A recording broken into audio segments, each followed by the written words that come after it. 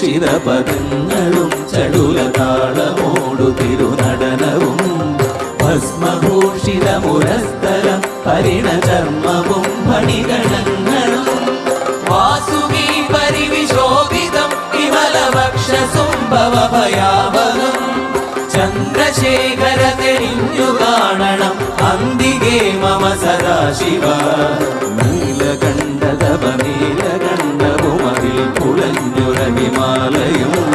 ഭൂവിശോഭ വഴിയും കരങ്ങളിൽ ഘമഠമാരവകളും തുടി ശൂലപാണേ